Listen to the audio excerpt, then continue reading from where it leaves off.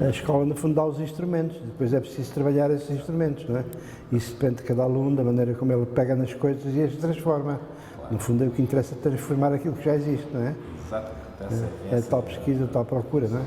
E na tua pintura, esse processo aconteceu porque quiseste que ele acontecesse ou surge de uma forma natural? Não, quer dizer, aí também, mais uma vez, tudo começa na Escola de Belas Artes, não é? Onde nos são ensinadas determinadas técnicas, determinadas maneiras de trabalhar e depois, como eu disse há bocado, nós tínhamos os ateliês fora da escola, onde continuávamos o processo, mas aí era para destruir aquilo que aprendíamos na escola. E nesse conjunto de coisas surgiam sempre coisas novas. Eu ainda lembro de uma altura em que nós, eu, o Zé Rodrigues e o Ângelo, e o Jorge Pinheiro, por acaso, nessa altura não, mas descobrimos as monotipias. Para nós tínhamos descoberto, naquela noite descobrimos as monotipias.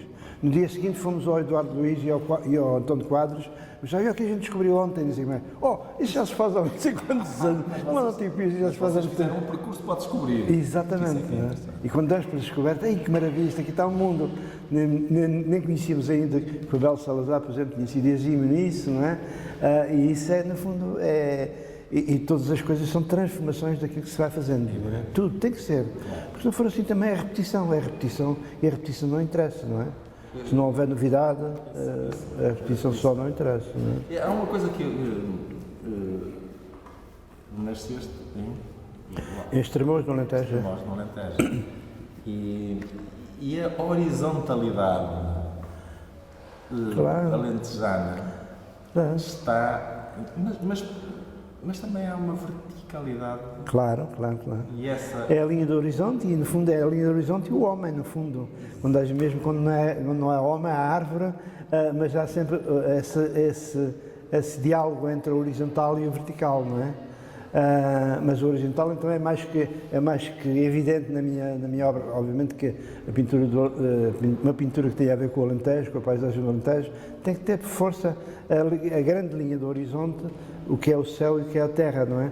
No fundo, essa separação é mais que evidente e para mim tem sido uma espécie de leitmotiv de toda a minha obra e há de ser sempre, porque no fundo... Mas desde o início?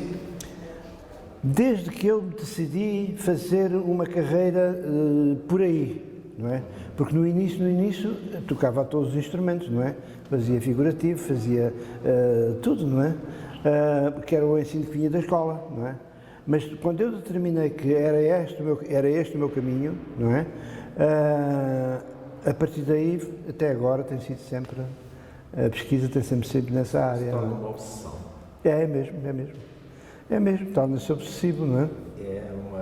Quer dizer, a partir de determinada altura, parece que não há mais nada para fazer. Claro. E aí surge uma nova coisa. Sim. Há uma outra coisa que eu gostava de falar, isto para que eu aprenda também, que eu preciso de aprender, estou sempre a querer aprender, que é, há até os psicólogos às vezes, quando desenham uma árvore, ou mandam desenhar uma árvore, esperam que a pessoa desenhe também as raízes, há pessoas a desenhar raízes. Aqui existe raiz. Existem raízes. Se vês bem, em todas elas há um prolongamento do tronco que no fundo é uma raiz transformada, não são reticulares, não são nada, mas está lá uma raiz, está lá a ideia de raiz, exatamente. Uma árvore, o conceito de uma árvore não se pode imaginar, não se pode ter sem o conhecimento da raiz, não é? Que é o que suporta no fundo a árvore, não é? E está em todas elas, já há sempre uma raizinha lá assinalada, não é? Isso levou-me para uma outra questão que tem a ver com, por acaso nesta que temos aqui em frente não me parece que seja assim, mas na outra há aqui alguma coisa de erotismo, de penetração ou sai da terra, não entra na terra, sai da terra. Há aqui dois caminhos. Claro que... Às vezes quando a gente fala com um autor, lemos coisas, e eu acho até que isso é muito interessante, lemos coisas que o autor nem sequer pensou. Claro. Não, mas é uma observação pertinente, eu acho que tem também a ver com isso, não é? Aliás, a própria matéria que eu uso para fazer os quadros tem alguma coisa também de erótico, é o toque, não é? E também na expressão das coisas, enfim, há figuras que se afirmam por o seu vigor e tal. E tudo isso tem a ver com essa parte erótica da arte também, não é?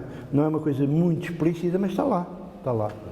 Sim, sim. Até nos objetos que eu fiz nos anos 60, aquelas formas de madeira trabalhadas, aí acho que é muito também, é muito importante essa vertente. Que aliás o Pernes, por exemplo, falou pela primeira vez, porque eu não falava disso, mas o Pernes pegou nessa visão erótica das minhas peças. Fernando Pernes. É. Muito bem. Relativamente às árvores ainda, há uma... Eu quando falei nessa penetração na terra, estava a pensar que a copa muitas vezes tem claramente dois aspectos que me parecem muito fálicos, muito próximos. E foi por isso que eu falei na penetração da terra. Quer dizer, há sempre dois sentidos nestas coisas. Sim, claro. Há sempre duas visões. Há uma outra coisa que eu gostava, e como estamos no Instituto Politécnico de Viana do Castelo, tem sempre algum interesse falar de modo a que quem nos veja, sobretudo os alunos, tenham essas noções. Quando se olha para um quadro, nós temos que, um quadro do Armando Alves, nós temos que procurar a assinatura, porque ela não está muito evidente. E só há uma razão para isso. Eu exatamente acho que foi uma coisa que eu sempre, mesmo na escola, ensinei aos meus alunos, porque a tendência da assinatura num quadro, na maior parte dos casos, destrói os quadros. Por afirmação pessoal. Quer dizer, a pessoa que é tão importante para si próprio o nome do quadro, que vais lá pôr em grandes parangonas o nome. Isso às vezes destrói um quadro completamente. Tem que haver uma inteligência muito grande, quer na proporção, quer na forma. Em alguns quadros, simplesmente, as pessoas nem sabem onde é que está a assinatura. Muitas vezes é isso que não está assinado. Eu, por acaso, sei que está assinado e digo, olha, está aqui. Realmente está, nunca tinha visto isso. E nunca te aconteceu achar, eu não assinei este, vou assinar. Não, de uma maneira geral, assino os quadros todos. Nunca, há um caso ou outro, poucos casos, em que não tem assinado na frente e assinado nas costas. Sim, mas eu digo que ele está assinado, mas que até o próprio autor, parece-me que não assinei, e vai assinar. Não, isso eu sei, em todos os quadros eu sei onde é que está a censura. É engraçado. Até naqueles dos primeiros tempos, dos anos 60, aqueles com muita matéria, aí foi onde eu camuflei mais a assinatura. Mas ela está lá. E muitas pessoas vêm dizer, mas tu assinaste isto? Então, está assinado, está. E eu, então onde é que está? E eu vou logo lá ao sítio. Eu ia perguntar isto porque podia acontecer a assinatura estar lá e depois e depois vou lá e vai ao mesmo sítio assinar, olha, era mesmo aqui, está cá. Porque ela pertence ao quadro. Exatamente. É um elemento gráfico gráfico ou plástico. Mas é muito importante, há muita gente que não percebe essa importância, não sabe assinar. Eu aprendi isso um pouco com o Van Gogh. Van Gogh foi um homem que me ensinou muito nessa área, porque era um homem que assinava muitíssimo bem os quadros. Mesmo quando ele assinava nos potes dos girassóis, assinava Vicente lá mesmo numa esquina da jarra, não é? Ele punha aquilo sempre muitíssimo bem, não é? Esta é uma questão importante. Para mim é importante, porque quando se entra numa exposição e se vê o nome da pessoa, imediatamente o quadro vê-se a seguir. Está ao contrário, estão a contar. Exatamente. Mas isso mostra falta de... Por um lado, falta de... como é que eu ia dizer? É falta de modéstia, no fundo, porque é importante que o quadro tenha o seu autor, sobretudo quando as pessoas desapareceram. Mas não é importante o nome do autor em relação ao quadro. O quadro tem que ser mais importante. E para ele ser importante não pode haver nada que se lhe sobreponha. E em muitos casos a assinatura sobrepõe-se à obra. Está mal. Há uma outra coisa que, se calhar era por aqui que devíamos ter começado a conversar. Vamos começar. Que é, às vezes, a tela é assustadora. A tela em branco. nós sabemos o que é que queremos fazer, se calhar. E depois chegamos à tela e a tela, e agora? Como é que começam os quadros? Pois, isso é engraçado porque realmente a tela em branco é assustadora, mas ela tem que deixar de ser branca muito rapidamente para o sujo desaparecer, não é? E a partir do momento em que começa a ter coisas em cima, ou linhas, ou manchas, ou seja o que for, ela começa a organizar-se. E umas coisas organizam as outras. Se a gente está a pensar numa linha de horizonte, para já tem que definir o sítio dessa linha de horizonte, primeiro traço. E depois a terra, sei lá, mais assim ou mais de outra maneira, vamos começar a pôr manchas no sítio da terra. No sítio do céu, a mesma coisa. E as coisas começam-se a organizar por elas próprias. Embora a gente tenha uma ideia pré-concebida daquilo que quer e daquilo que vai fazer, o quadro transforma-se completamente. No quadro transforma-se, não é? Porque é assim, a criação tem mesmo a ver também muito com aquilo que vai aparecendo, não é? E nós às vezes há pinceladas que não estávamos a pensar nelas, mas elas ficam lá e ficam até ao fim. A gente depois põe muitas outras pinceladas à volta, mas aquela está lá e ficou lá até ao fim. Por alguma razão. Claro. Por alguma razão, não é? Eu, aliás, é engraçado, estou-me a lembrar de um quadro que uma vez o mestre Dordi Gomes, uma vez trocámos um quadro. Ele deu-me um quadro dele, eu dei-lhe um quadro meu. E depois ele viu uma tela lá no meu ateliê, uma tela que estava começada. Gostou muito da tela, isto é uma coisa bestial, está aqui uma coisa a nascer muito bonita, não sei o que mais e tal. Dizia que me dera ter esta tela comigo. E eu disse, mestre, leve lá a tela, faça lá o que quiser. E ele fez um quadro das coisas dele, onde aquilo era aqueles rebanhos de carneiros que ele fazia lá em Arraiolos, onde ele era. Fez um quadro com um rebanho de carneiros e com arraiolos ao fundo, e no chão, na terra, houve muitas coisas que são feitas por mim, foram feitas porque ele deixou ficar. Isso é muito interessante, porque ao fim e ao cabo aquilo não é feito a meias, aquilo é do Dordio. As pinceladas que lá estavam foram por acaso feitas por mim, não interessa, porque a ele interessou-lhe era a cor que lá estava, era a espontaneidade eventualmente da tela, mas é curioso isto. E é uma coisa que acontece a todos nós. Quantas vezes a gente gostava de intervir nas coisas dos outros? Quantas vezes? Não é? Quantas vezes? Isso é interessante. O quadro tem ali alguma coisa que apela para nós. Ao nível cromático, é importante tens assim uma paleta de cores que seja, isto é a minha paleta. Relativamente ao início da pintura, eu começo sempre com azuis, eu começo sempre com vermelhos, ou não há? Depende exatamente daquilo que nós queremos fazer, não é? Mas eu, como nesta área da paisagem, eu quero retratar, sem serem retratos fiéis, nem serem retratos, como é que se diz, naturalistas da paisagem, porque isto é uma interpretação da paisagem, mas eu quero fazer um quadro, por exemplo, que é um amanhecer, ou quero fazer um quadro que é, por exemplo, que tem a ver com o verão, com o restolho do verão, aquelas coisas. Necessariamente um quadro desse tem que ir para tons amarelos, não é? Sim. Depois, o vermelho é uma cor que, no céu alentejano, sobretudo no entardecer, é uma cor que realmente às vezes dominante, não é? Por vezes um vermelho, não digo tão intenso como naqueles quadros que estão ali, mas ali já são transformados para mais ainda, mais intenso, porque o vermelho é uma cor que eu gosto e, portanto, vou transformá-lo ali naquilo que eu mais gosto e menos naquilo que será a paisagem, não é? Portanto, os quadros, no meu caso, têm sempre a ver com aquilo que eu quero deles. A parte cromática tem sempre a ver com isso, não é? Portanto, vale ser, nesta altura eu apetece-me, quero fazer alguma coisa com um tom dominante verde. Exatamente, e faço que é o caso, por exemplo. Outros com o tom dominante azul, por exemplo, não é? O tom dominante vermelho, não é? É um pouco isso. Não é? Há autores que têm uma paleta muito pobre. Sim. E são igualmente. Claro. Mas, e depois. Eu sei, por exemplo, o Augusto Gomes, por exemplo, é um excelente pintor, mas que tinha uma paleta muito reduzida, muitíssimo reduzida. Por exemplo, noutra área, assim. Mas eu lembro-me do Augusto Gomes, de quem eu gosto muito, de cuja pintura eu gosto muito, mas a paleta dele, o cromatismo da paleta do Augusto Gomes, é muitíssimo limitada.